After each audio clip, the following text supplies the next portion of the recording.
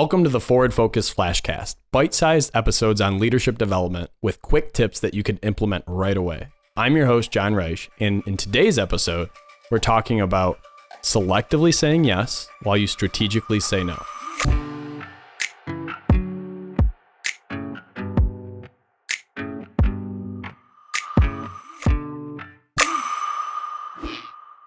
So if you're an aspiring entrepreneur, if you're somebody that's considering leaving that 9-to-5 and launching and growing that side hustle that you've had for 2 years, or maybe you've been in your own business for the last 5 and you're looking to go to the next level, the only way that you can consistently and sustainably do so is by selectively saying yes to the right things and strategically saying no to the things that could be distractions. Let's dive into it. So selectively saying yes, there's 3 things that I look for under this area. Number 1, does it align with my core values? In other words, does taking this action or moving in this direction, does it align with who I am? Does it matter to me? Is it part of my personal and professional self? Is it something that I can get behind? I'm not going to say yes necessarily to donating money to build better pools around the country because I'm not passionate about, and I don't believe that people's lives improve when they have pools. Instead, I would take my money and I would invest in education or students or college access because that's something to me that I'm really passionate about. However, if somebody else wants to invest in pools and that's their passion, that may be their selective yes. For me, that would be a strategic no. Number 2, does it align with where I'm desiring to be over the next 5 years?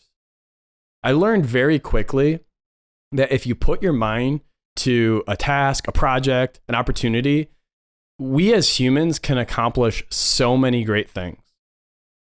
Putting those talents behind things that you're passionate about and help you get to where you desire to be in 5 years, that's the magic. I've seen a lot of people start an opportunity here for 2 years, then they go over here for 3, then they're over here for another 1, and then over here for 2. We can all think of that, whether it was in our own lives or someone we know. So to selectively say yes to the right things, ask yourself, does this help me get where I want to be in 5 years? See, in 5 years, my goal with Forward Focused is to have it be a nonprofit entity as well that uses the power of investing in real estate and the power of college access and education and infuses the future leaders of tomorrow. See, there's students that I've worked with in the past that don't understand the power in wealth building through real estate. So the decisions I make today in leadership development, in real estate investing, I'm slowly bringing those 2 worlds together strategically. So I say yes to things that help make that happen. And then lastly, for selective yeses, it has to be a part of your economic driver. You have to make money from what you say yes to. Too often, I see business owners or entrepreneurs look for that silver bullet or that shiny object that it promises to help do all these things to make their life better. Yet the question is, where's the proof? Where's the evidence? How do we know that this is going to increase our revenues or lower our expenses, right? So saying selectively yes to the right things, it could be which conferences you attend, which coaches you hire, what resources you choose to invest in to develop your team. It's selectively saying yes to make sure that they are going to be the highest return for your enterprise, for your organization. So remember, selectively yes is core values. Does it align with where you want to be in 5 years? And is it a part of your economic driver? Do you make money from it? So how do you strategically say no if something falls in your lap that isn't those 3 things to say yes? Well, number 1, remember, you want to respect the relationship. However this opportunity came your way, whether it's through a person, a content, a resource, maybe you met somebody at a conference and they emailed you an opportunity, respect the relationship because you never want to choke on the smoke of a burning bridge. Remember, the way you say no, thank you, matters more than the way you say yes. Number 2, is there a plan you can put into place to make it a selective yes? Sometimes the strategic no is not today or not right now, yet you can have a meaningful plan or a path forward to make it a yes. Maybe it's you mastering a new job or a new skill, and maybe it's you getting really dialed in with your calendar and gaining credibility in your organization or with your team before you start to go make different changes or roll out new talents or new skills that you probably have, right? They're on your resume, but you have to gain the credibility to bring it to the organization.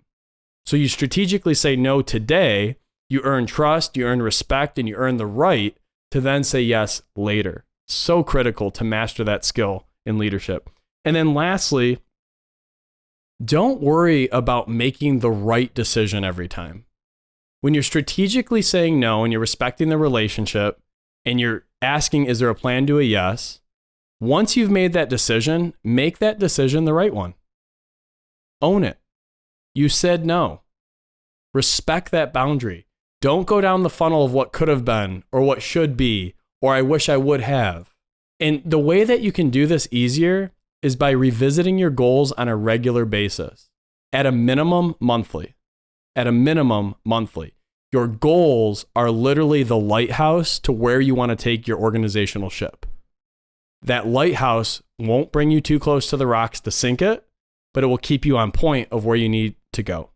Selectively yes, strategically no. There's 3 benefits to following this model.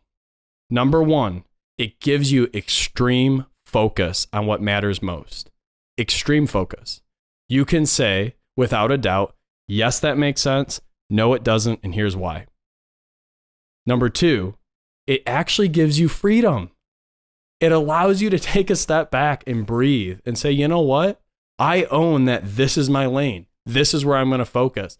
Anything outside of that, I'd be happy to put you in touch with somebody who could help you out. By the way, that's a script for strategically saying no.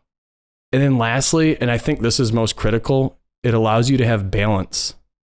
It allows your energy to be balanced. It allows you to be the entrepreneur and leader that you desire to be. When you're saying yes to everything, how are you showing up as a husband, a wife, a father, a son? When you say yes to everything in your entrepreneurial world, in your leadership world, in your business world, you're saying no to a lot of other things, whether you realize it or not.